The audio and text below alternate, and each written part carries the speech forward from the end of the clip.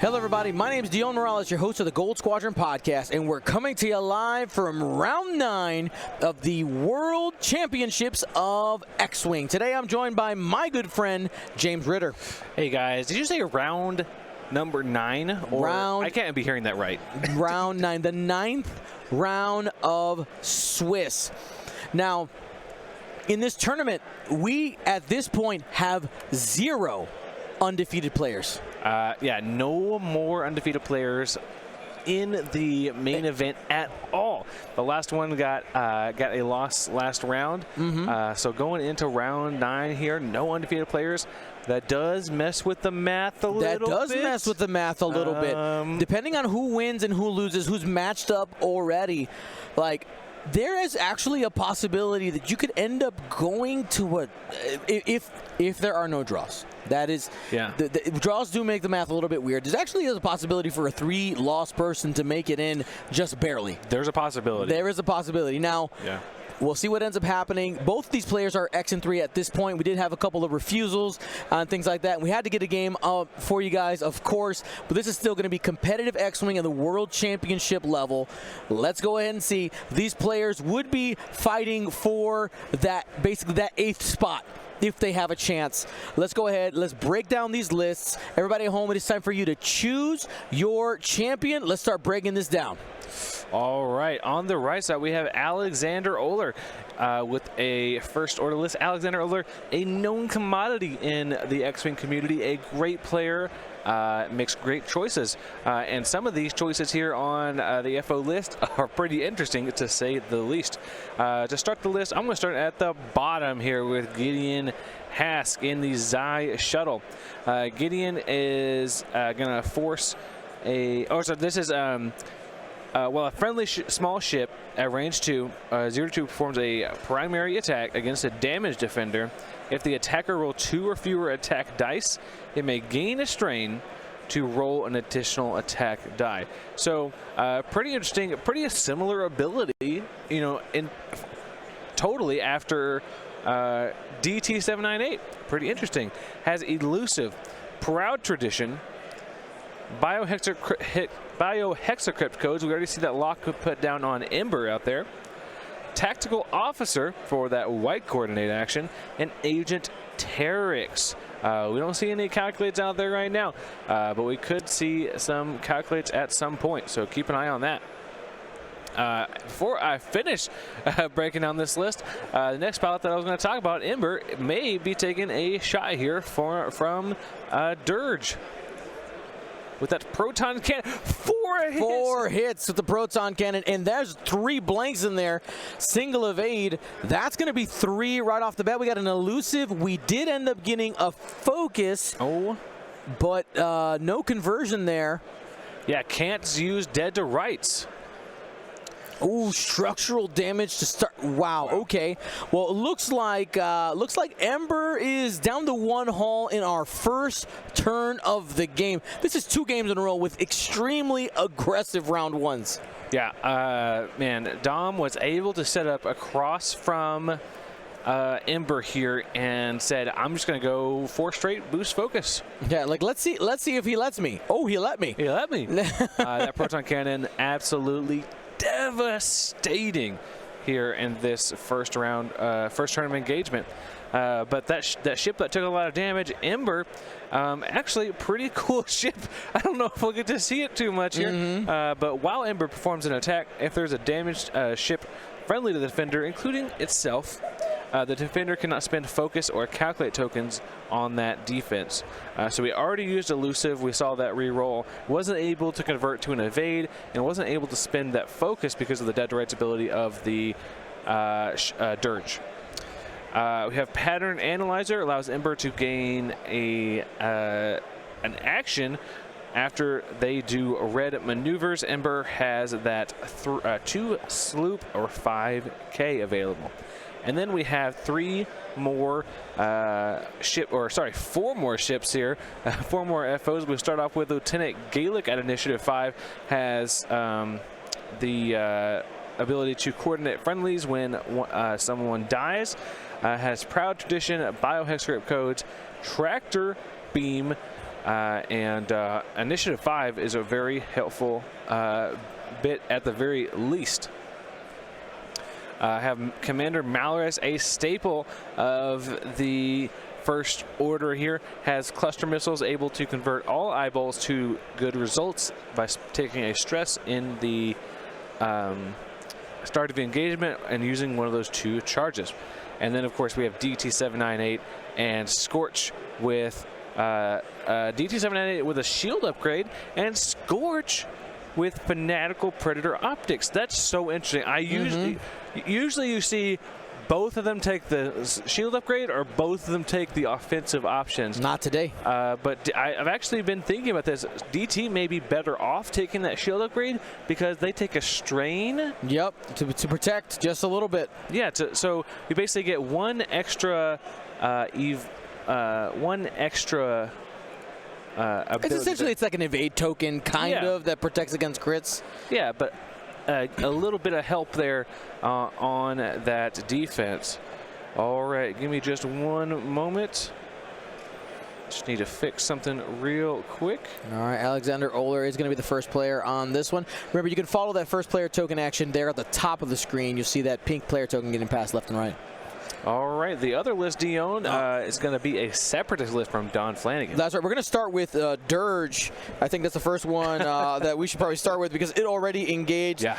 You have that rogue class starfighter that has that dead to right ship ability, which we saw trigger there while you perform an attack with the defenders in your bullseye. Defense dice cannot be modified using greed tokens. Ember, save the focus. Unfortunately, mistake. Dead to rights means not able to use that focus. Should have used it on offense there. Also is equipped with Elusive, Xanadu Blood, and the Proton Bomb and the Proton Cannon that we saw. 4 dice barrel roll, 4 dice bullseye weapon, range 2 to 3 that allows you to modify focus or a hit to a crit. Absolutely devastating. The other big piece here in this list is Jango Fett, the Simple Man. Elusive, Jamming Beam, Savage Press, Proton Bombs, False Transponder, Contraband, Delayed Fuses, Slave 1, Veteran Tail Gunner. This is essentially what I look as a standard Jango in our current meta. This is usually how he's being built out. You got a Force user, you got some tech to disrupt your opponent in False Transponder codes, and you're extremely offensive with Savage Press, Veteran Tail Gunner, and you can protect yourself with that Proton Bomb. Contraband is like the illicit is where we've gotten some variations. Sometimes Contraband, sometimes we get the kill switch. What is it called again? Dead Man switch. Dead Man's switch. But not today. We have Contraband Cybernetics, so watch out for the ability to pop that and avoid a stress on a red maneuver, or be able to perform red maneuvers while stressed. It's pretty schwanky. As we continue here, we have General Grievous, the General Extraordinaire, outmaneuver, impermeable plating, Soulless 1. The expected General Grievous, very good, and essentially when the opponent's not looking at him, he's going to get offensive and defensive bonuses when it comes to all of his cards.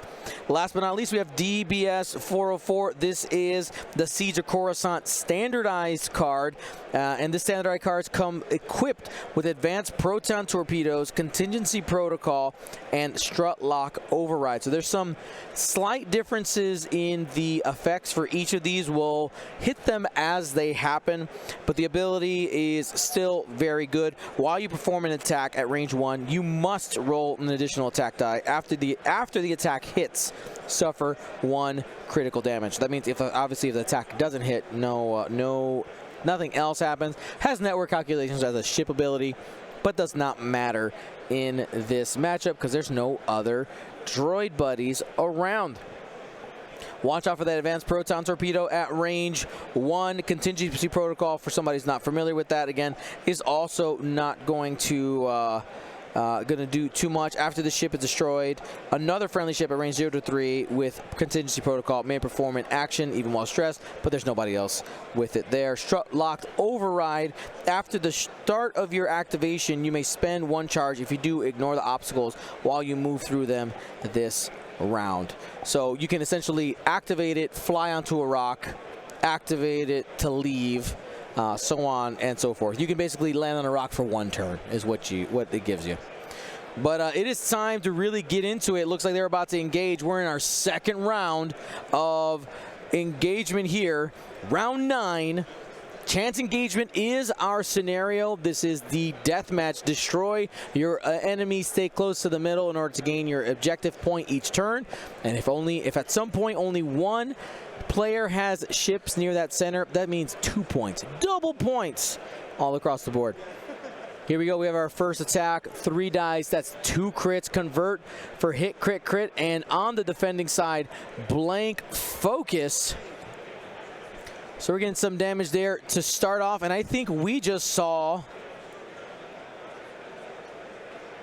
loose stabilizers. That means, yeah, Ember's gone, right? Yeah, Ember is just gone. Deleted off the table. A very aggressive opening here. Django able to finish the job that Dirge started. Yeah, very aggressive moves here from Dom, really paying off. That false transponder code from Django, able to strip the focus so that the Ember only had the calculate throne and the calculate throne from Agent Terex and the evade token. All right, 2 focuses, spend for 3. All right, that was the tractor beam from Lieutenant Gaelic. Oh, I'm sorry.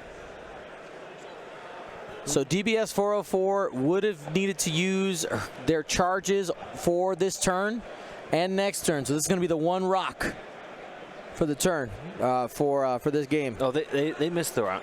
They missed it? Yeah. Oh, nice. All right, elusive for Django. Still takes 1 damage though.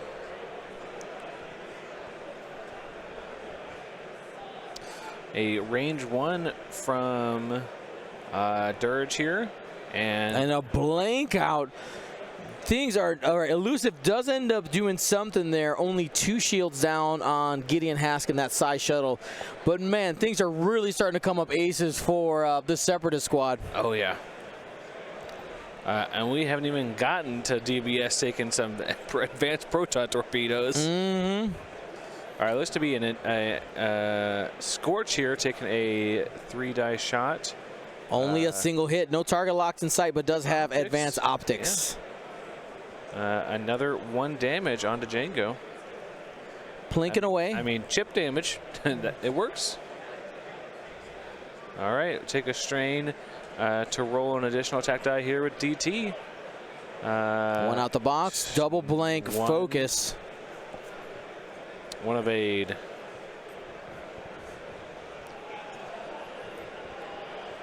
So Django obviously is the priority target here for the First Order, and Gideon only got a single crit, plenty of evades. Nothing you can do about that. All right, I think this is going to be Grievous up next. A range, oh, that's going to be a range 1.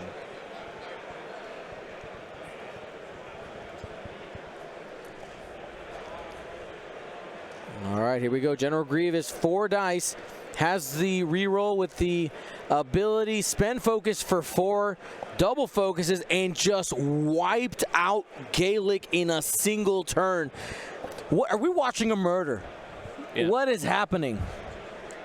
Yeah, we are watching.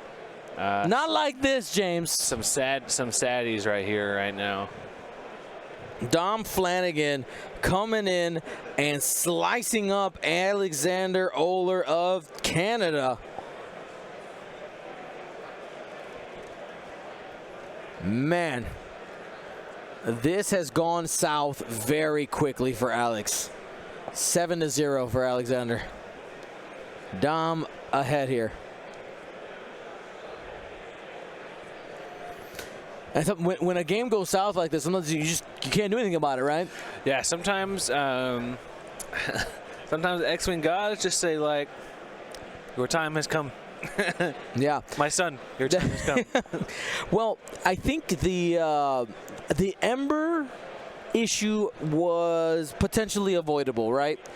You saw that Dirge was set up across. Maybe the thought was that he wouldn't have gone that fast, but you do have to play for the what if. Yeah, or yeah.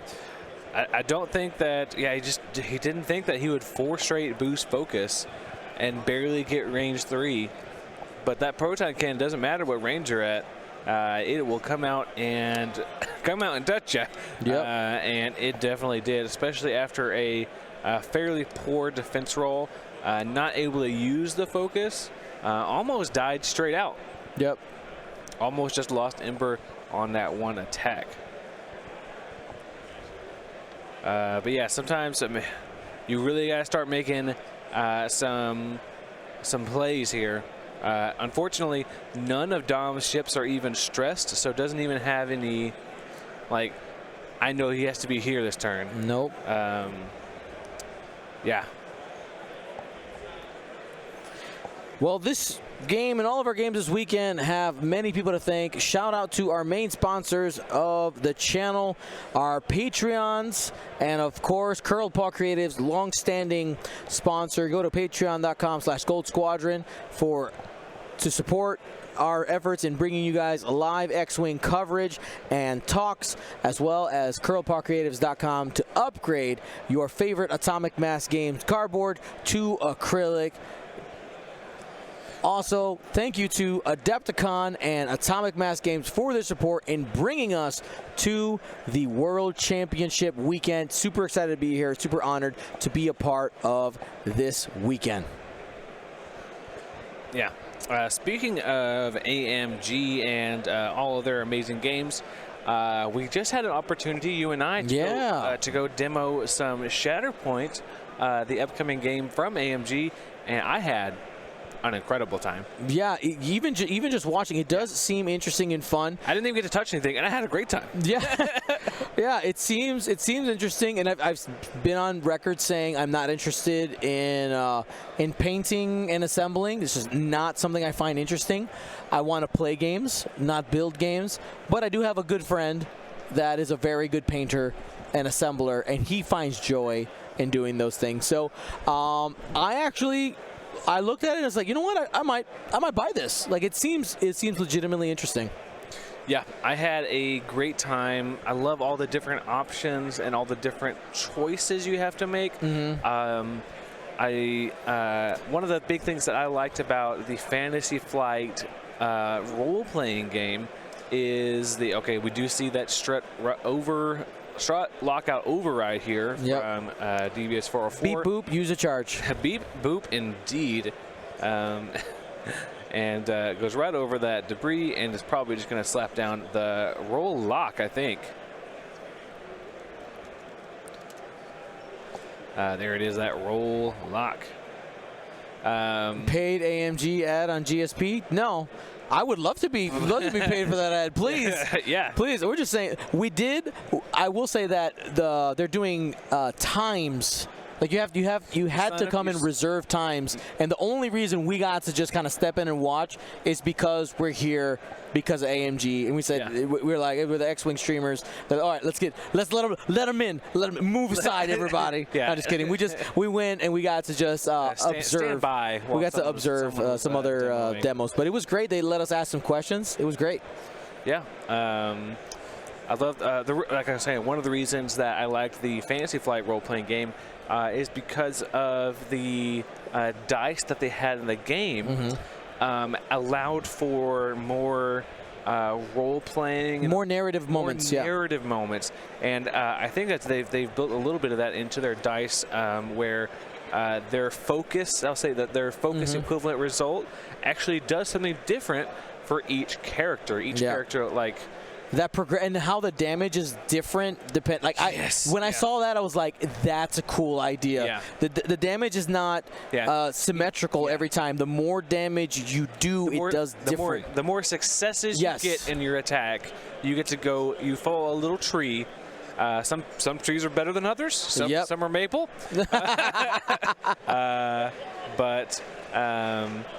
Yeah, so each of the trees does different things. We see a friendly bump here from Django. Got a little bit too aggressive with that move there. But each of those trees does a little bit something different. So for each success, you get to go one step of the tree. So some steps maybe maul, all of his steps, damage. Yeah. Oh, here we go. Don Flannigan coming in with a range 0 attack against the side shuttle, and they're going to end up taking a hit crit and a disabled power regulator into that side shuttle.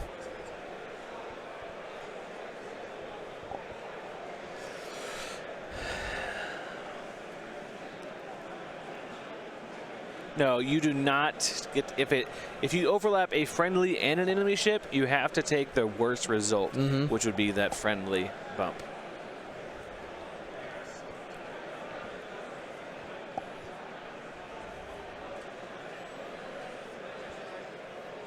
Some bonus dice here at range 1, hit crit, and that removes Gideon Hask from the table. There's a handshake. Yeah, very unfortunate. We didn't even get to see the proton or the advanced proton torpedo. Or was that just wow, good job. You did it. You did it. Yeah. A congratulatory one. Not quite the throwing in the towel handshake. Yeah. Says, let me roll my advanced proton torpedo. It's like, I brought it. Let me do it. Ooh. Gonna see a big shot from Scorch though into Grievous. Grievous is going to take 3. Yeah. And that's the way to avoid impervium plating. Just don't throw crits. Don't throw crits. Yeah.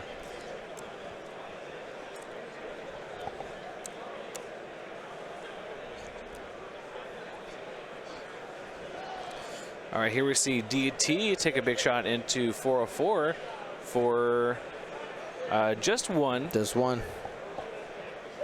404 has that 5 hull.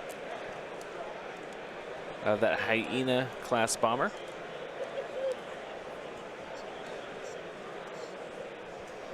And here it is, advanced proton torpedo for the droid here. Ended up with 4, 2 hits, 2 crits, reroll, blank to blank results here. Turns an extra to a crit, 1 hit, 3 crits, and that is 3 critical damages going through into Scorch. Shield, crit, direct hit. Direct hit. He's gone. Yeah, sometimes X-Wing guys just don't want to it's just not meant to be. And Alexander Oehler is a great guy. He's played in a lot of GSP events in the past, and he's a good sport. But man, I'm sure this is feeling bad. Yeah, it takes 1 onto DT. A shield upgrade. Commander Malrus and DT 798 against the entire Separatist forces. You've done a total of 4 damage, a few shields on Django, and a little bit on Grievous. Sometimes you eat the bear, sometimes the bear eats you.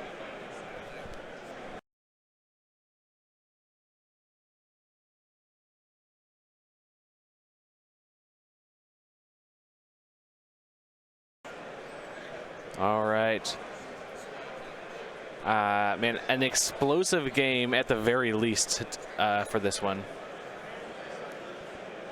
All right, and there you go. And there's a handshake. They're going to call it there. Tough matchup.